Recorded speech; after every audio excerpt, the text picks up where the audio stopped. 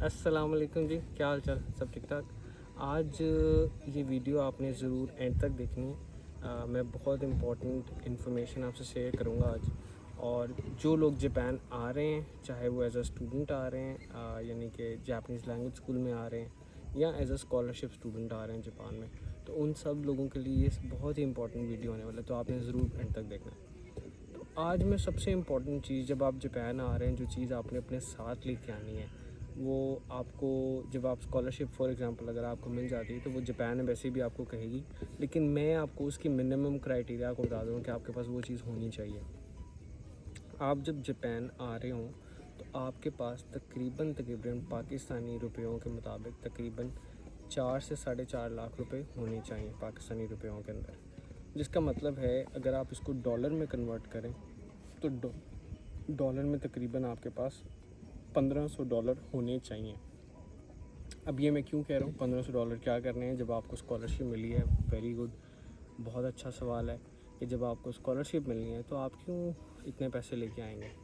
और जो स्टूडेंट्स आ रहे हैं, जो अपने पे करके आ रहे हैं, उनके लिए तो जाहिर सी बात है, ज़रूरी है वो जितने भी पैसे लाएँ उनके लिए काम होगा, लेकिन स्कॉलरशिप वाले के लिए $1500 तकरीबन वो लाजमी लेके आएँ। और इस चक्कर में बिल्कुल भी आप लोगों ने नहीं जाना है कि आप कोशिश करें कि जापानीज़ येन वहाँ से पाकिस्तान से ढूंढने की कोशिश करें, या कोई भी भाई बांग्लादेश से या बाकी किसी इंडिया से या कोई और किसी मुल्क से आ रहे हैं, तो आपने ये कोशिश नहीं करनी कि आप जापानीज़ येन अपने साथ लेके आएँ, क्योंकि वो आपको अपने मुल्क से कन्वर्ट करने या ढूंढने में भी मुश्किल होगा, और यहाँ तक कैरी करना भी डिफ़िकल्ट होता है। तो बेहतर ये है कि आप डॉलर्स लें जो आपको ईज़िली मिल जाएंगे और उनका रेट भी मुनासिब होगा। क्योंकि मैं आपको अपनी एग्जांपल देता हूँ, जब मैंने पाकिस्तान से यहाँ आना था तो मुझे कोई गाइडेंस नहीं थी, तो मैंने कोशिश की कि मैं जापानीज़ येन अपने साथ लेके आऊँ, क्योंकि मुझे किसी ने गाइड नहीं किया था। तो उस जापानीज़ येन को ढूंढने के चक्कर में मैंने एक्स्ट्रा पैसे पे किए। मैंने तकरीबन 15 से 20 हज़ार रुपये एक्स्ट्रा पे करने पड़े मुझे वो लेने के लिए। तो मैं आपको सजेस्ट करूँगा, आपने येन नहीं लेने, आप डॉलर लें। 1000 से $1500 आपके पास होने चाहिए। 1000 एक मिनिमम वेज है, लेकिन आपके पास तो ज़्यादा भी जितने भी हों कम है, लेकिन मैं आपको कहता हूँ कि आप 1000 से 1500 के दरमियान ज़रूर रखें। मैं आगे चल के इस वीडियो के आगे थोड़ा सा आपको एक्सपेंसेस भी बताऊँगा कि क्या जो इनिशियल एक्सपेंसेस होने हैं, जो आपके होने ही होने, जो आपको बियर करने के पड़ेंगे, तो वो भी आपको बताऊँगा। लेकिन ये डॉलर्स आपने अपने साथ लेके आने हैं। अब बात ये है कि जो $1500 आप लेके आ रहे हैं, ये इस्तेमाल कहाँ हो रहे हैं, ये एक बड़ा इंपॉर्टेंट सवाल है। तो मैं आपको थोड़े से एक्सपेंसेस आपको बताने की कोशिश करूँगा, आपको समझाने की कोशिश करूँगा, जो लोग स्कॉलरशिप पे यहाँ आ रहे हैं उनको क्या कहाँ कहाँ एक्सपेंसेस होंगे, ये वाली मैं आपको बताता हूँ। तो जो सबसे पहला एक्सपेंस है, जब आप पाकिस्तान से जापान आते हैं, तो वहाँ से एयरपोर्ट से आपने उस जगह, उस यूनिवर्सिटी पहुँचना है जहाँ पे आपको एडमिशन मिला है। मेरे केस में जब मैं यहाँ आया तो वहाँ पे कोविड था। कोविड का मतलब ये था कि कोविड ऐसा नहीं था, लेकिन वो पहली कुछ यूनिवर्सिटी स्कॉलरशिप अपॉर्चुनिटीज़ आई थी कोविड के बाद, तो उनमें उन्होंने हम लोगों को क्वारंटीन करवाया। तो मैं होटल में जिसमें रहा, 7 दिन के लिए क्वारंटीन रहा, तो वो मैंने खुद पे करना था। तो वो तकरीबन 50,000 येन मैंने पे किया, तकरीबन पाकिस्तानी 70 से 80 हज़ार रुपये मैंने उस टाइम पे किया। अब ये जो एक्सपेंस है ये आपका सेव हो जाएगा, क्योंकि अभी क्वारंटीन नहीं हो रहा, ठीक है। ये आपके ऑटोमेटिकली सेव हो जाएंगे, ये आपके पास रहेंगे। फिर उसके बाद वहाँ रहते हुए जो खाना भी मैंने खाना था, वो भी मैंने खुद खाना था, क्योंकि मैं हलाल फूड प्रेफर कर रहा था, तो मेरे लिए डिफ़िकल्ट था। तो फिर मैंने क्या किया, क्योंकि वहाँ पे मुझे लग रहा था मेरे पास इतना बजट नहीं है, मुझे एक्सपेंसिव लग रहा था, तो उस होटल के अंदर नीचे एक कन्वीनियंस स्टोर था, वहाँ से मैं ब्रेड लेके आता था, दूध ले आता था, जैम के साथ लगा के वो मैं खा पी लेता था। लेकिन कुछ ऐसे भी दोस्त थे, वो यहाँ से अपने साथ वो कैन फूड मिलता है पाकिस्तान से पैक हुआ था, वो भी लेके आए थे। वो भी मुझे एक दोस्त ने शेयर किया मेरे साथ, तो मैंने उसको खाया। तो बड़ा मुझे डिफ़िकल्ट लग रहा था, क्योंकि रोज़ जो ब्रेड खा रहे हैं, रोज़ जैम खा रहे हैं, पीनट बटर खा रहे हैं, डिफ़िकल्ट था, क्योंकि ऐसा हलाल फूड अवेलेबल नहीं था। हाँ, अगर आपके पास पैसे हैं, इफ़ यू कैन अफोर्ड, और आपको बेसिक हलाल फूड मिलता है, तो आप ले सकते हैं ज़रूर। लाइक वो आप करवा सकते हैं अपनी यूनिवर्सिटी के थ्रू, लेकिन क्योंकि अभी क्वारंटीन नहीं है, तो ये पैसे आपके सेव हो जाएंगे। 50 से 60 हज़ार ये ना आपके ये बच जाएंगे, आपको इसको एक्सपेंस करने की ज़रूरत नहीं। हाँ, अब आप जब एयरपोर्ट पे आ गए, क्वारंटीन नहीं है, तो आपने अपनी उस एयरपोर्ट से, टोक्यो एयरपोर्ट जो नारिटा एयरपोर्ट है, वहाँ से आपने यूनिवर्सिटी तक जाना है। यूनिवर्सिटी तक जाने के जो भी एक्सपेंसेस होंगे, चाहे आप बस ले रहे हैं, ट्रेन ले रहे हैं, जो भी चीज़ आप वहाँ से ले रहे हैं, वो आपको खुद उसका पे करना पड़ेगा। यूनिवर्सिटी वो आपको पे नहीं करेगा उसका, या यूनिवर्सिटी आपको कह देगा कि आपने इस जगह पहुँचना है, वहाँ से हम आपको आगे रिसीव कर लेंगे। अब मेरे केस में मैं उस होटल में रहा 7 दिन, तो यूनिवर्सिटी ने कहा कि जी आपने इस टाइम पे ये ट्रेन लेनी है और आप यहाँ पे इस टाइम पे निगाता पहुँच जाएँ। ये मुझे उन्होंने clear cut information they the. But उसकी जो टिकट थी वो मैंने खुद पे करनी थी, तो मैंने उसकी टिकट तकरीबन 13,000 येन पे की, बुलेट ट्रेन की टिकट, क्योंकि मेरी यूनिवर्सिटी से जो टोक्यो एयरपोर्ट था, नगीता एयरपोर्ट था, वो काफ़ी फासले में था, तो वो मुझे पे करना पड़ा टिकट, तो ये मैंने पे किया। हाँ, एक और बात है कि जब आप होटल, क्योंकि नहीं है लेकिन फिर भी आपकी इन्फॉर्मेशन के लिए आपको बता देता हूँ, तो जो भी नारिटा के करीब होटल्स होते हैं ना, ज़्यादातर वो आपको सर्विस देते हैं कि आपको पिक एंड ड्रॉप होटल से और एयरपोर्ट से होटल की देते हैं, तो वो इजीली मिल जाती है, वो इशू नहीं है, या आगे के लिए भी आपके लिए आसानी हो जाएगी। खैर, मैंने वहाँ से अपनी बुलेट ट्रेन ली और मैं 4 घंटे में वहाँ पहुँच गया। उन्होंने एग्जैक्ट नाम बताया, तो उसमें सिर्फ आप इंक्लूड नहीं होते। तो उस दिन जो भी लोग उस यूनिवर्सिटी में आ रहे होते हैं, चाहे आपके प्रोग्राम में चाहे किसी और प्रोग्राम में, उन्होंने काफ़ी ज़्यादा स्टूडेंट को एक ही टाइम, एक ही लोकेशन दी होती है ताकि आप सब लोग वहाँ पहुँच सकें। तो मैं पहुँच गया, 13,000 लग गए येन, वहाँ पे पहुँचे। वहाँ पहुँच के फिर वहाँ पे मैंने अपने मैट्रेस, जो भी मैट्रेस होता है, कमरे का जो रेंट होता है वो तो डिफरेंट है, लेकिन हाँ, मैट्रेस और जो गद्दा है आपका, उसके आपको पैसे पे करने पड़ते हैं। तो उसकी 2 ऑप्शंस अवेलेबल होती हैं। एक ऑप्शन होती है कि आप उसको रेंट आउट कर लें, 1.5 साल का आपका प्रोग्राम है, आप उसको रेंट आउट कर लें। वो गद्दे का वो होगा नया, उसका कलर शायद थोड़ा डिफरेंट हो, मेरी यूनिवर्सिटी ने ऐसा किया था, तो वो 13,000 येन का। हाँ, अगर आप रेंट आउट नहीं करना चाहते, तो आप अपना ख़रीदना चाहते हैं, वो भी सेम प्राइस में 13,000 येन में आपको मिल जाएगा। बट ये होता है कि जब आप 13,000 येन में रेंट आउट कर लेते हैं, तो उसको जो डिस्पोज ऑफ या उसको रिटर्न करना है, उसके जो एक्सपेंसेस है वो आपको नहीं बेयर करने पड़ते। लेकिन हाँ, जब आप ख़रीद लेते हैं, अगर आपने उसको जाते हुए फेंकना है कहीं पे, उसके आपको चार्जेस पे करने पड़ते हैं। वो 300 से 600 येन के करीब बनते हैं। सही है। यहाँ पे जापान में अगर कोई चीज़ आपने फेंकनी भी है तो उसके भी आपको पैसे पे करने पड़ते हैं, ये भी ज़हन में रखिएगा। तो ये पैसे बने।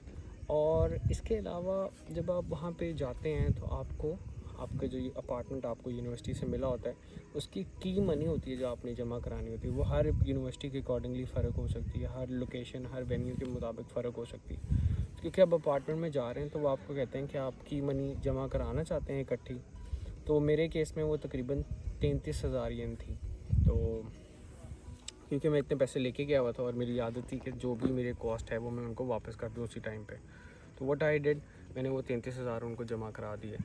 उसके साथ छोटी मोटी और कॉस्ट थी वो भी जमा करा दी। बट हाँ, वो आपको ये फैसिलिटी ज़रूर प्रोवाइड करती है यूनिवर्सिटी, कि अगर आप बाद में देना चाहते हैं, जब आपको स्कॉलरशिप की पहली इंस्टॉलमेंट आ जाए तब देना चाहते हैं, तब भी आप दे सकते हैं। But it's up to you कि वो आपको कैसे मैनेज करते हैं। वो चेंजेस भी आ सकते हैं, हो सकते हैं वो, क्योंकि आप जैसे एंटर हो आपने पे करना है, इट्स अप टू देम। सही है।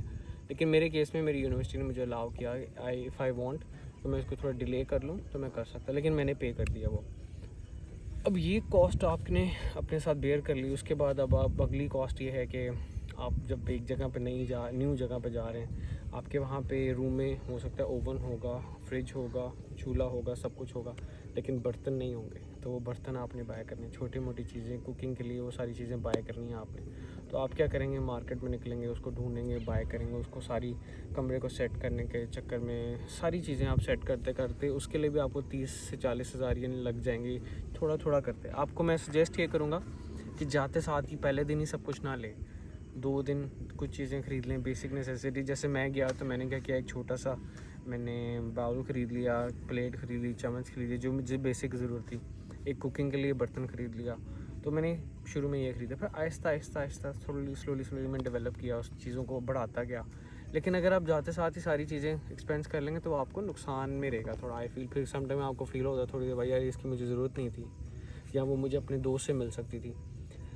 क्योंकि यूनिवर्सिटी में कई दफ़ा ऐसा भी होता है, कोई आपका साथ रूममेट जा रहा है या कोई नीचे से कोई जा रहा है, वो अपनी चीज़ें आपको दे जाते हैं कि जो भी लेना चाहता है। तो ये भी आपको फैसिलिटी मिल सकती है अगर आप खुशकिस्मत हैं। It's up to your luck. तो यही चीज़ें होती हैं। फिर आप अपना फूड का ढूंढेंगे कि यार मैंने खाना क्या ख़रीदना है, हलाल कहाँ से मिल रहा है, क्या चीज़ खानी है क्या नहीं खानी, वो भी आपको ख़रीदनी पड़ती है। ये तकरीबन 50 से 60,000 येन का ये ख़र्चा हो जाता है आपका ना तकरीबन। तो इसलिए जो पैसे हैं 1000 से 1500 डॉलर के दरमियान, ये आपको अपने साथ लेके आने चाहिए। अगर आप इसको डॉलर में ले आएंगे तो it will be big benefit for you. सही है। आपको वहाँ पाकिस्तान में भी इतना घूमना नहीं पड़ेगा येन ढूंढने के लिए, और यहाँ के भी आपको डिफ़िकल्टी नहीं होगी। इसकी और भी चीज़ें हैं जो आपको करनी पड़ती हैं, जैसे बैंक अकाउंट खोलना है, बस का कार्ड लेना है, तो उसके लिए भी आपको कुछ पैसे रिक्वायर्ड होते हैं। तो ये सारी चीज़ें साथ साथ आपने देखना है, आपने प्रायोरिटी सेट करनी है कि मेरे लिए क्या ज़रूरी है सबसे पहले, तो आपने उसके मुताबिक चलना है। तो एक तो ये डॉलर का हो गया। दूसरी सबसे इम्पॉर्टेंट चीज़ मैं आपसे शेयर करना चाहता था, मेडिसिन। यहाँ पे जापान में कोई भी मेडिकल ट्रीटमेंट अगर आपको मिलना है, it takes lot of time. Appointments लें, जाके देखें, वो आपको रेफ़र करेगा, इट टेक्स टाइम।